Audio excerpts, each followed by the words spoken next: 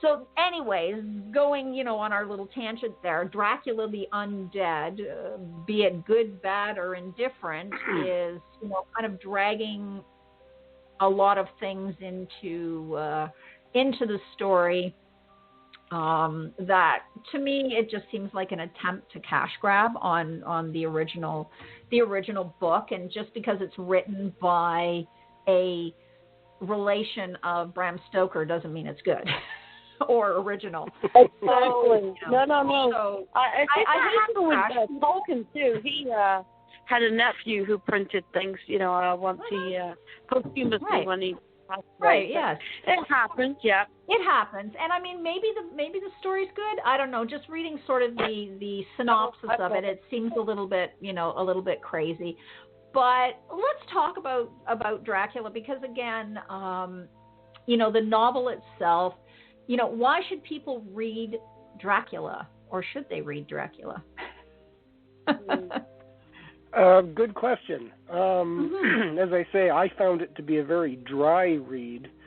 Why should they read it? Yeah. I honestly have no answer to that. I really don't. If you want to know about Dracula, go watch the movies. That's my suggestion. Well, see, I'm a fan of reading, so. Yeah, but, as I say, compared to the Frankenstein novel, I just didn't find Dracula very compelling as a book to sit down and read. Right. And what about you, Rachel? Since we've all kind of been on the same. Oh, I think you need to read it for the storyline and I think I just think it's very novel, and I mean I don't think it's novel to you, Sika, because you do the Penny Dreadfuls and Varney and Carmilla, and so it's not novel to you. But I think for some of our younger listeners, perhaps it might be a newer concept for them. But yeah, I personally think they should go ahead and read it, and just more so for the characters as well. That's what I particularly liked about it. But it can be a slow, dry read, and you got to sort of push through. And I found it a struggle at times, and had to put it down and come back to it here and there. So yeah, you just got to sort of have some patience with it if you're choosing to read it. But I agree with Ian. There's definitely a couple of great movies out there that highlight Dracula, but of course they always have an element of fiction to them. They're not so it's interesting. I've always been very fascinated with vampires.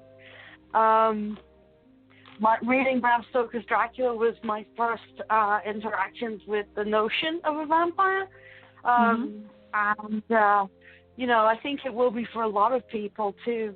But yeah, don't expect to be overtly entertained immediately. Yeah, you have to get into it and wade through it and be patient with it. So yeah. Right. And there's and that's sort of too my feel about it. I mean, it's got some really great moments in it. It really truly does. It does. Yes.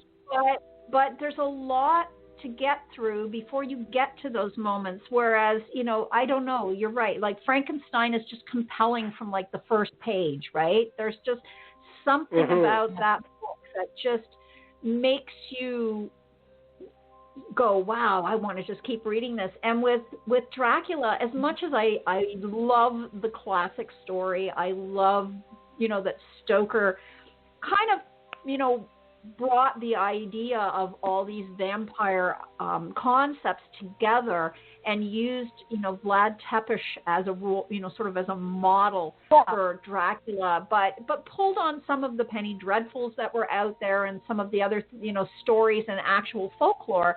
He kind of wrapped it all into one big package, which nobody had really done before.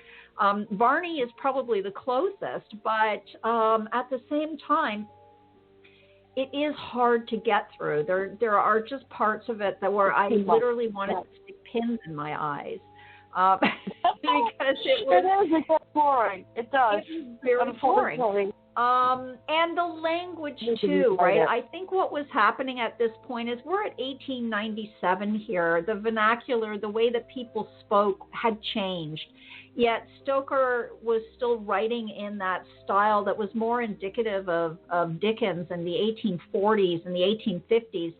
And it makes it more difficult to read because of that, I think, because it really plods along at parts. Some of his descriptions are really cool. And, you know, I love his initial moment when Harker first sees Dracula for who he is. Like, there's some really, really great moments in there. And some scary things, like some things that you're like, well, what, you know, I wasn't expecting that. But it is difficult to read. So, but again, it's one of those things where I think in our modern concept, when you don't know about these penny dreadfuls like Varney and other vampire stories, it's really the go-to for modern culture, right? For pop culture, it is the go-to. The go-to. Now there was. And I kind of want to go because we did this with Frankenstein. I just want to touch on some of the obvious things that were influenced by Dracula, right? By the idea and the sort of concept that was put out there by, by the Dracula novel. Because, like I said, it's really what most people cling to. So I'm kind of going to go through a list of, this is more like television shows, and some of them I've seen, some of them I haven't seen. But so according to this list, people's favorite was Buffy the Vampire Slayer. Oh my God. Oh, really? So, and these are TV shows, right? So remember TV shows. I kind of loved Buffy. It kind of was so much fun. I really liked the film more than the television show. Really? With Donald Sutherland and Pee Wee Herman and it was because it's camp, right? So again, it was never meant to be anything other than it was, right? It was a very camp approach to, a creative drama with a sense of humor.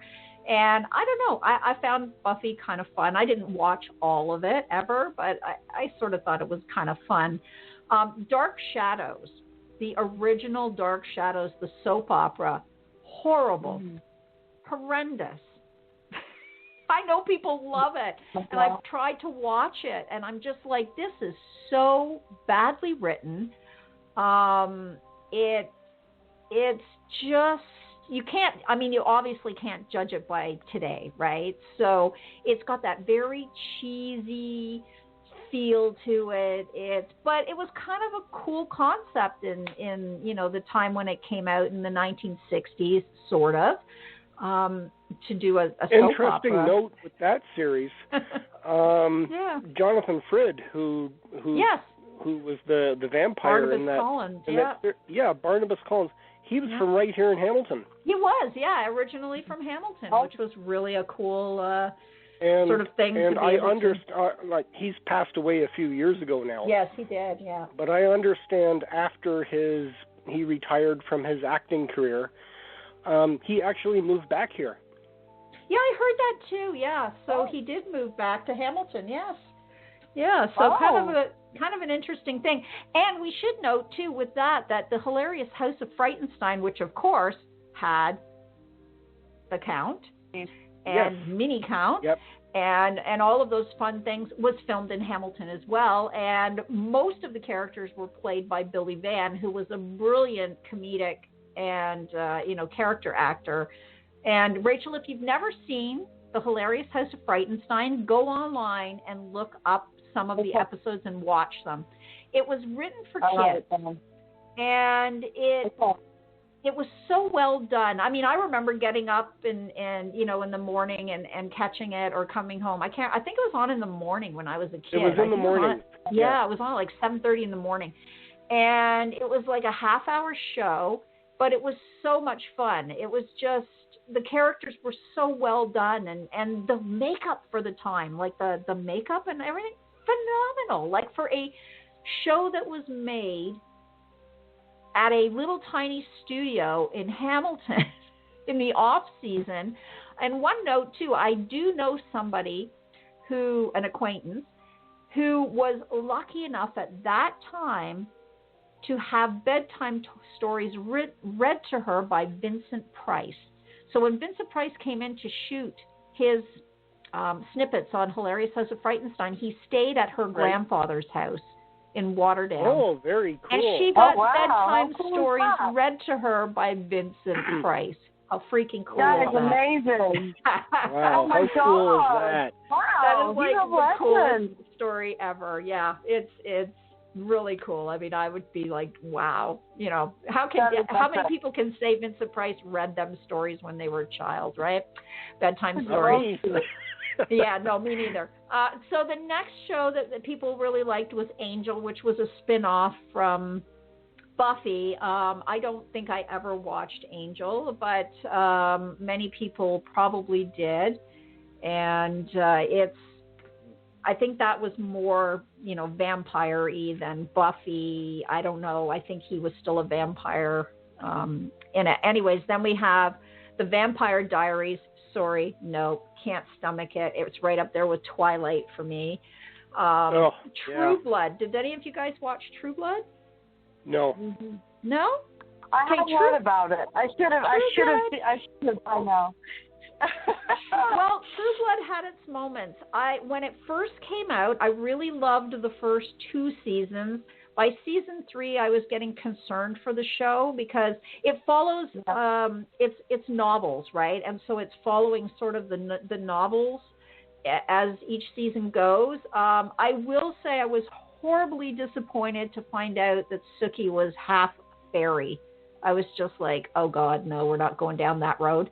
But they did, because it was in the books. But I kind of enjoyed it. It got over its hiccup seasons. Like, to me, season 3 was a hiccup, and season 5 was a hiccup. Season 4 was kind of towards the end, it kind of got back to its original feel, but it was kind of an interesting love story / gothic horror, lots of blood, you know, definitely not for children. You know, was an adult vampire, you know, show.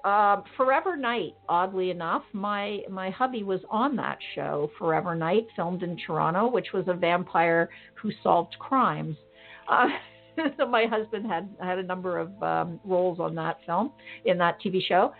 Being Human. Did you guys ever watch Being Human? The UK version. There was an American version. Nope. No? I loved the original UK version. Wasn't a fan of the US version. Rachel, you may appreciate in the original UK version, the vampire is the same chap who plays Poldark. Ooh, I would appreciate that. Aiden, I believe his name was Aiden something. Yes, Aiden. He was also in Lord of the Rings. Oh my gosh, I love that. So he actually is the original vampire, and he's great in it. He really is. I will be good. But you, the UK version, I didn't like the American version. It just didn't work for me. I don't know what it was. It just, you know, they tried to copy it. Preacher. Did you guys watch Preacher? I loved Preacher. No, I'm not a big television fan. I prefer the cinema. Preacher was based on the comic book. Preacher? Yeah, based on the. I love that. It was God, I love that with show. Bruce Necker in it, and that was fantastic. It was it's definitely a little twisted and warped. But if you read the comics, I've got the whole comic book collection of Preacher. Yeah, loved Preacher. You can't stop reading the comics. And it's just out there. It's so original and wild. It is. And gritty. Actually, and, Ian, I think you might like Preacher. It's really good. Even the TV version. And Joseph Gilgun was so good as Cassidy, the vampire, in it. Just loved him. He was like one of my favorite characters. But you're right. They were all good. They were all it was really well done. I liked that one. The originals, didn't watch it. Can't say I've seen it. Van Helsing, just didn't love that. Woo-hoo! No, didn't love it.